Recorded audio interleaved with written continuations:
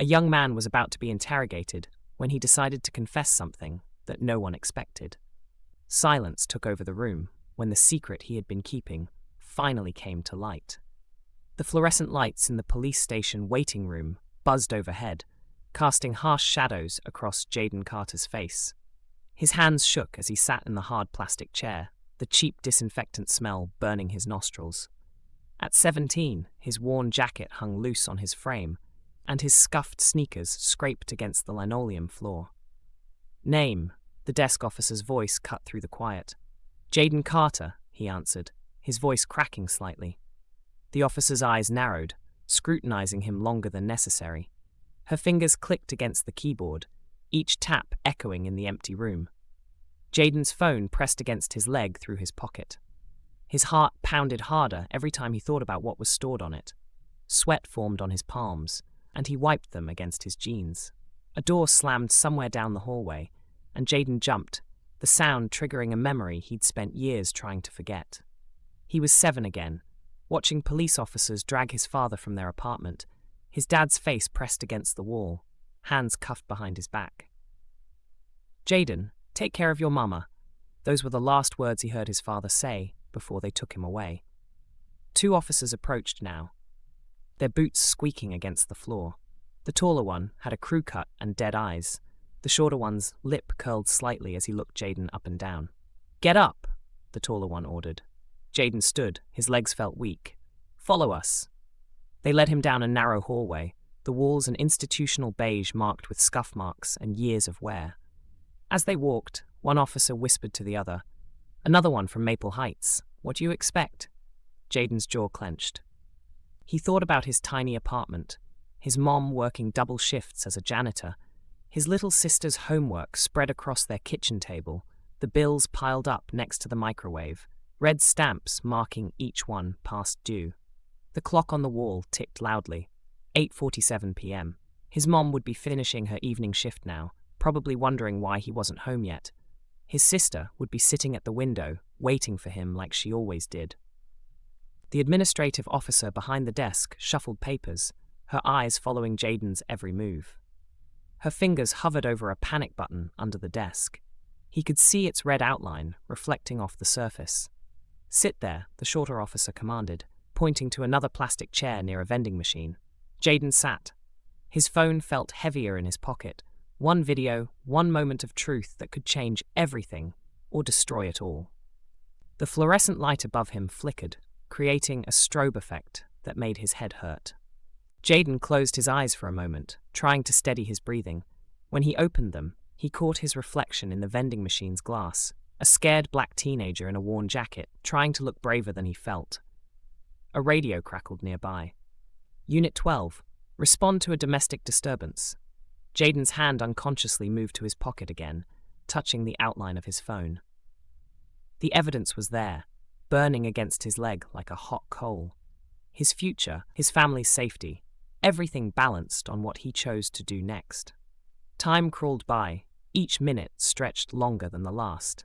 The clock's ticking grew louder in his head, mixing with the buzzing lights and the distant sound of phones ringing. An officer walked past, giving him a sideways glance. Jaden heard him mutter something under his breath. The words weren't clear, but the tone said everything. The desk officer continued typing, the click-clack of her keyboard, a constant reminder that every detail about him was being recorded, filed away, becoming part of a system he'd learned to fear since childhood. His mom's voice echoed in his head. "Keep your head down, baby. Stay out of trouble." But trouble had found him anyway. Or maybe he'd found it. Either way, he was here now, sitting in a police station, carrying evidence that could either save him or bury him deeper.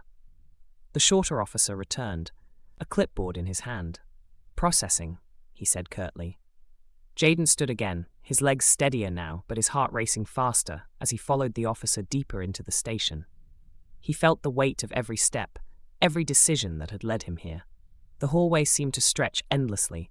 Each door they passed held different sounds: muffled crying, angry shouting, the clinking of handcuffs. This was a place where lives changed forever, where futures were decided in minutes. Jaden touched his phone one last time before they reached their destination. Whatever happened next would change everything. He just hoped he was ready for it. As Jaden sat in the processing room, memories flooded his mind. Each tick of the wall clock pulled him back to scenes from his daily life, snapshots of the world he was fighting to protect. He thought about his sister Ava, just 11 years old, sitting cross-legged on their living room floor last week, her textbook spread around her like a paper fortress, her braids falling in her face as she concentrated on her math homework. "Jaden, I don't understand fractions," she'd complained.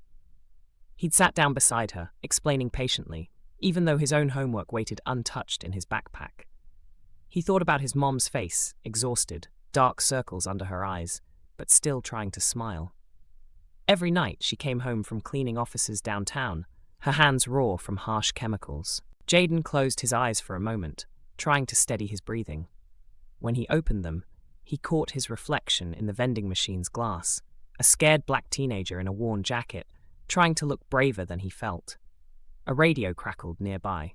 "Unit 12, respond to a domestic disturbance." Jaden's hand unconsciously moved to his pocket again, touching the outline of his phone. The evidence was there, burning against his leg like a hot coal. His future, his family's safety, everything balanced on what he chose to do next. Time crawled by, each minute stretched longer than the last. The clock's ticking grew louder in his head, mixing with the buzzing lights and the distant sound of phones ringing. An officer walked past, giving him a sideways glance. Jaden heard him mutter something under his breath. The words weren't clear, but the tone said everything. The desk officer continued typing, the click-clack of her keyboard a constant reminder that every detail about him was being recorded, filed away, becoming part of a system he'd learned to fear since childhood. His mom's voice echoed in his head. "Keep your head down, baby. Stay out of trouble." But trouble had found him anyway. Or maybe he'd found it. Either way, he was here now, sitting in a police station, carrying evidence that could either save him or bury him deeper. The shorter officer returned, a clipboard in his hand. "Processing," he said curtly. Jaden stood again, his legs steadier now, but his heart racing faster as he followed the officer deeper into the station. He felt the weight of every step, every decision that had led him here. The hallway seemed to stretch endlessly. Each door they passed held different sounds, muffled crying, angry shouting, the clinking of handcuffs. This was a place where lives changed forever, where futures were decided in minutes. Jaden touched his phone one last time before they reached their destination. Whatever happened next would change everything. He just hoped he was ready for it. As Jaden sat in the processing room, memories flooded his mind. Each tick of the wall clock pulled him back to scenes from his daily life, snapshots of the world he was fighting to protect. He thought about his sister Ava, just 11 years old, sitting cross-legged on their living room floor last week, her textbook spread around her like a paper fortress, her braids falling in her face as she concentrated on her math homework. "Jaden, I don't understand fractions," she'd complained. He'd sat down beside her, explaining patiently, even though his own homework waited untouched in his backpack. He thought about his mom's face, exhausted, dark circles under her eyes, but still trying to smile. Every night she came home from cleaning offices downtown, her hands raw from harsh chemicals. The officers led Jaden into a small room with a metal table bolted to the floor and 3 chairs. A security camera blinked in the corner, its red light steady and watchful. "Sit," one officer commanded, pointing to the chair facing the door. Jaden lowered himself into the cold metal seat, his hands resting on the table. The officers took their positions. The taller one sat directly across from Jaden, the other leaned against the wall near the door. "So," the taller officer began, spreading out a file on the table. "Jaden Carter, 17 years old, resident of Maple Heights Apartments." He looked up, his eyes cold. "Known gang area." "I'm not in a gang," Jaden said, his voice steadier than he felt. The officer smiled, but it didn't reach his eyes. "No? Then why were you hanging around behind Harper's convenience store 3 days ago? That's dealer territory." Jaden's heart jumped. The corner store. The video. His eyes flicked to the officer leaning against the wall, and suddenly he knew why his face seemed familiar. He'd been there in the alley, taking money from Trey Barnes. The officer stared back, something dangerous flickering in his eyes. I work at Callahan's auto shop, Jaden said. I was walking home through the alley. The officer leaned forward. That's not a smart route for a kid who's not involved in anything. The camera blinked steadily in the corner. Jaden could feel its eye on him, recording everything. His phone felt heavy in his pocket, carrying its own recording, one that could change everything. We've got witnesses, the officer continued, pulling out more papers. Say they saw you running from a drug deal. Say you might have been carrying something. He paused, letting the words hang in the air. Want to tell us what that was about? Jaden's hands clenched under the table. He could feel the officer watching him, waiting for him to break. The room seemed to shrink, the walls closing in. I didn't do anything wrong, Jaden said. The officer slammed his hand on the table, the sound cracking through the room like a gunshot. Jaden flinched. Don't lie to me, boy, the officer growled. We know you were there. We know you saw something. The question is, what are you going to do about it? The officer's words hung in the air, heavy with implied threats. Jaden's jaw tightened. His mind raced, flicking between the faces of his family and the video on his phone. He thought about his mother's tired hands scrubbing floors, Ava's bright eyes lighting up when she solved a math problem, and the countless sacrifices they had made to stay afloat. The phone in his pocket carried the weight of their safety. But how could he protect them now? The officer near the door, Navarro, shifted, his arms crossed, his lip curled into a smug smirk. You've got family, right? Little sister, mom working as a cleaner. His voice was casual, almost conversational, but the threat underneath was razor sharp. Be a shame if something happened. You know how things can go wrong around here. Jaden's throat tightened. Leave them out of this, he said, his voice low but firm. The taller officer, Garrett, leaned back in his chair, Hamak exchanging a look with Navarro. We're just talking, kid, he said, feigning nonchalance. Trying to figure out why you were in that alley. Wrong place, wrong time, maybe. Accidents happen. Jaden's hands clenched into fists under the table. His phone felt like a live wire in his pocket, sparking with potential danger and hope. He thought about the recording, clear evidence of Navarro taking money from Trey Barnes. If he handed it over, would it make a difference? Or would it make things worse for his family? The camera in the corner blinked steadily, its red light a constant reminder that someone, or something, was watching. But even that felt meaningless now. Jaden had grown up in a world where cameras didn't protect people like him. Garrett leaned forward again, his cold eyes locking onto Jaden's. Look, kid, here's the deal. You cooperate, tell us what you saw, and we can make this all go away. Maybe a little community service, maybe some counseling. You're young, first offense. It doesn't have to follow you forever. Navarro pushed off the wall and approached the table. His badge caught the fluorescent light, a cruel symbol of authority. Or, he said, his voice dropping, you keep playing this game and things get complicated. For you, for your sister, for your mom. Jaden's breath came in short bursts. He tried to focus, to block out their words. He thought about the morning he had recorded the video, about how quickly everything had unraveled since then. He had made a backup. He wasn't stupid. But what good would that do if these officers decided to retaliate before the truth could get out? I didn't see anything, Jaden said finally, his voice flat. Navarro's smile widened. Smart choice, he said, tapping the table. But we're going to need you to sign something to make this official. He pulled a piece of paper from a folder and slid it across the table. Garrett placed a pen on top of it. Jaden stared at the paper. It was a pre-written confession stating that he had been at the corner store to buy drugs and had run when the deal went south.